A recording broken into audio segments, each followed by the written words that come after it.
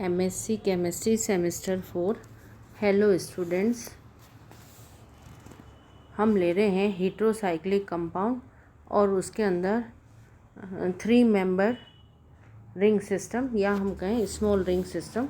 उसी श्रृंखला में, उसी कड़ी में जो आज हम लेते हैं वो है ऑक्सीरेंस। इसके पहले हमने लिया था एजिरिडीन। आज हम लेते हैं ऑक्सीरेंस। जैसा कि पहले बताया था कि ये भी एक स्मॉल रिंग हीट्रोसाइक्लिक कंपाउंड है और 3 मेंबर्ड रिंग है।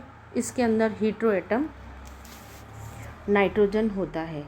बस जो एजिरिडीन था वहाँ पे नाइट्रोजन हीट्रो एटम था और यहाँ पर ऑक्सीजन हीट्रो एटम है। ये ऑक्सीरेंस भी ऑर्गेनिक कंपाउंड के सिंथेसिस का एक कॉमन रिएजेंट है, क्योंकि इसके अंदर भी रिंग सिस्टम जो है वो आसानी से क्रिएट भी हो जाता है और डिस्ट्रॉय भी हो जाता है।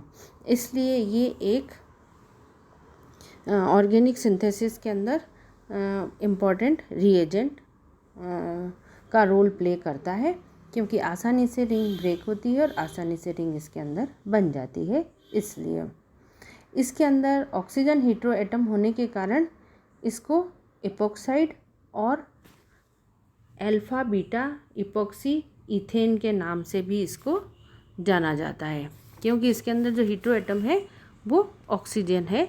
इस कारण से ये जो हीट्रो एटम का अगर हम नंबरिंग करेंगे, जैसे उसमें लिया था कि इसका नोमेनक्लेचर करते समय हीट्रो एटम को हम 1 नंबर देंगे और उसके बाद 1, दूसरा कार्बन 2 और फिर 3, इस तरीके से। The oxiranes is also present in many biological important compound. ये कई सारे बायोलॉजिकल इम्पॉर्टेंट कंपाउंड के अंदर प्रेजेंट होता है। ये तो था इसका जनरल आइडिया का ऑक्सीरेंस किसको कहते हैं और वगैरह वगैरह। अब हम लेते हैं इसकी सिंथेसिस का, ऑक्सीरेंस को कैसे बनाया जाता है। सबसे पहले जो हम इसका सिंथेसिस लेते हैं वो है सिंथेसिस फ्रॉम एल्कीन्स। इसको हम इपॉक्सीडेशन भी कहते हैं। कि जब इथाइलिन को ऑक्सीजन के साथ ऑक्सीडाइज किया जाता है सिल्वर कैटलिस्ट की प्रेजेंस में, तो ऑक्सीडेंस बनते हैं। ये यहाँ पर हमने ये इथाइलिन ली, इसका ऑक्सीडेशन करवाया और सिल्वर यहाँ पर कैटलिस्ट के फॉर्म में काम में आता है। 250 डिग्री सेंटीग्रेड पर जब हम गर्म करते हैं तो ये ऑक्सीडेंस इसके अंदर बनते हैं। In unsymmetrical alkenes the epoxidation takes place at the less hindered site.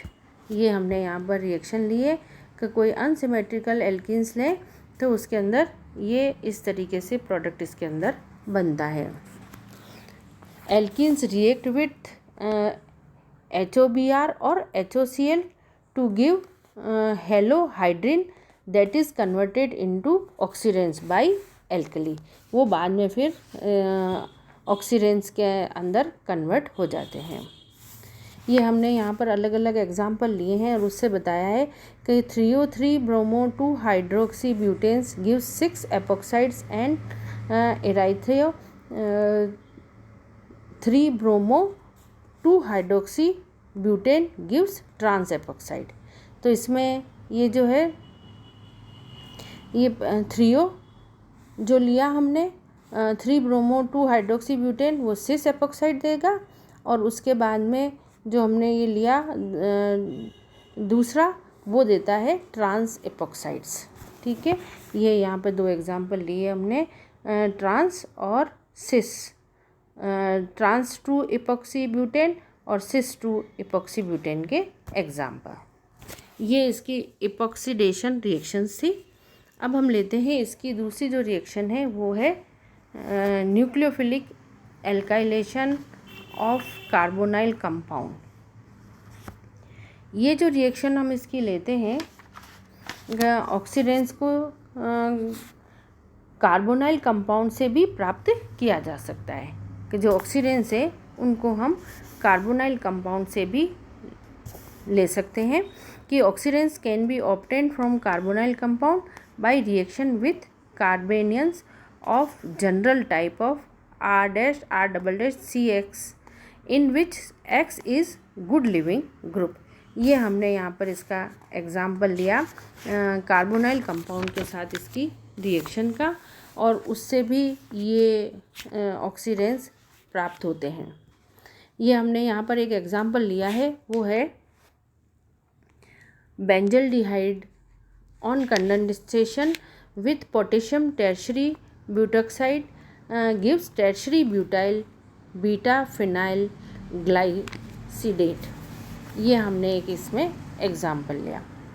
इसके अलावा जो इसको बनाने का मेथड है वो एक ये और इम्पॉर्टेंट मेथड है इसका, अल्फ़ा हेलोकीटोन्स के कंडेंसेशन करवाएं अगर ग्रिग्नार्ड रिएजेंट के साथ में, तब भी पहले हाइड्रिन्स बनते हैं और फिर वो हेलोहाइड्रिन जो है उनका डीहाइड्रोहेलोजिनेशन होने पर ऑक्सीडेंस बना देते हैं। ये हमने यहाँ पर एक एग्जाम्पल और लिया है कि ये ग्रिग्नार्ड रिएजेंट यहाँ पर अल्फ़ा हेलोकीटोन के साथ रिएक्शन करता है और उससे पहले हेलोहाइड्रिन्स बन जाते हैं और फिर हेलोहाइड्रिन का डीहाइड्रोजनेशन होने पर ये ऑक्सीडेंस बना देते हैं। ये कुछ ऑक्सीडेंस के बनाने के मेथड हैं जिससे हम इनको बना सकते हैं।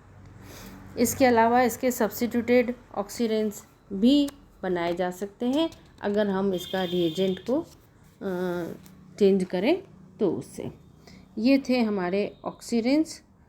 ऑक्सीडेंस किसको कहते हैं, इसकी जो रिएक्शंस हम लेंगे उस रिएक्शन के अंदर भी इसमें जो मेन रिएक्शन आएगी वो इसकी रिंग ओपनिंग रिएक्शन होगी, जैसे कि हमने एजिडिन में ली थी। इन 3 मेंबर रिंग के अंदर ज़्यादातर रिंग ओपनिंग रिएक्शन ही होती है क्योंकि इनमें स्ट्रेन होता है, इसलिए ये आसानी से कार्बन और कार्बन ऑक्सीजन बॉन्ड दोनों ही इसके अंदर ब्रेक होते हैं। जैसे हमने एजिडिन में लिया उसी तरीके की इसके अंदर भी रिएक्शंस होती है। तो इसके अंदर भी एक तो इलेक्ट्रोफिलिक रिंग ओपनिंग रिएक्शन लेंगे, फिर न्यूक्लियोफिलिक रिंग ओपनिंग रिएक्शंस लेते हैं। उसके अलावा इसमें और भी जो थर्मल रिएक्शन है, उसके अलावा फिर reaction with weak nucleophiles, rearrangement और फिर रिएक्शन विद कार्बोनाइल कंपाउंड, ये रिएक्शन इसकी इम्पॉर्टेंट है। तो ये भी एजिडिन की तरह ही रिएक्शन देता है। इसी तरीके से 3 मेंबर रिंग एक और है और वो है थायरेंस। उसके अंदर नाइट्रोजन और ऑक्सीजन के अलावा जो हीट्रो एटम होता है वो सल्फ़र होता है। तो ये तीनों ही 3 मेंबर रिंग है, हीट्रो एटम अलग अलग है, बाकी इनकी रिएक्शन जो है वो उसी तरीके से रिंग ओपनिंग रिएक्शंस इसके अंदर तीनों के अंदर होती है। Thank you.